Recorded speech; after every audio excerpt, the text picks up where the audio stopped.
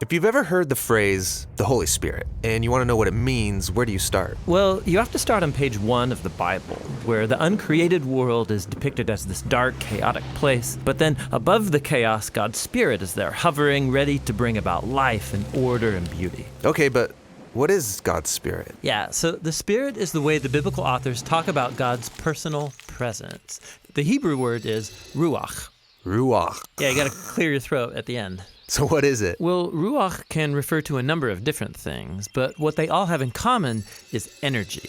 Energy, how so? So there's an invisible energy that makes the clouds move or the tree branches sway. Right, wind. So in Hebrew, that's ruach. Okay. Now take a big breath. So you feel that inside you. Yeah, the air? Well, specifically the energy, right? The vitality in your body that you get from breathing deeply, that too is ruach. And this is the same word used in the Bible to describe God's personal presence. Just like wind and breath are invisible, God's Spirit is invisible.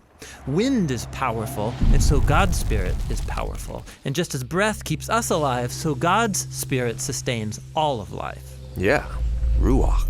Now, as we continue on in the story of the Bible, we see God's Ruach giving special empowerment to people for specific tasks. The first person in the Bible this happens to is Joseph. God's Spirit enables him to understand and interpret dreams. And then it happens to this guy named Bezalel, and he's an artist. God's Spirit empowers him with wisdom and skills. He's given creative genius to make beautiful things in the tabernacle. And we also see God's Ruach empower a group of people called the prophets. They're able to see what's happening in history from God's point of view. That's exactly right. And here's the problem as the prophets saw it.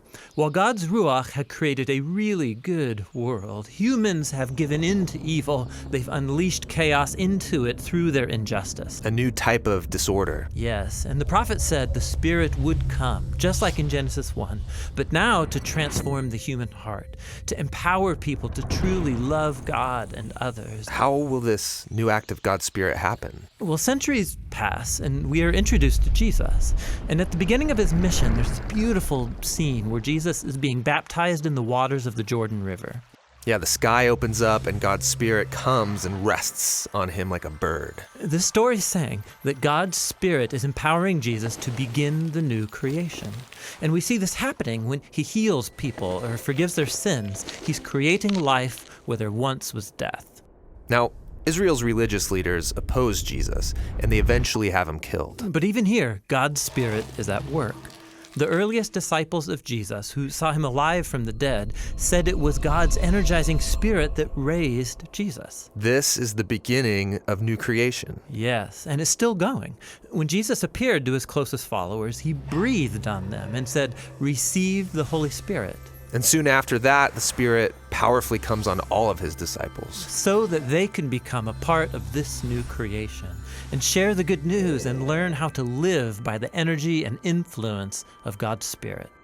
And so, today, the Spirit is still hovering in dark places. Yes, pointing people to Jesus, transforming and empowering them so they can love God and others. And the Christian hope is that the Spirit is going to finish the job. The story of the Bible ends with a vision of a new humanity, living in a new world that's permeated with God's love and life-giving Spirit.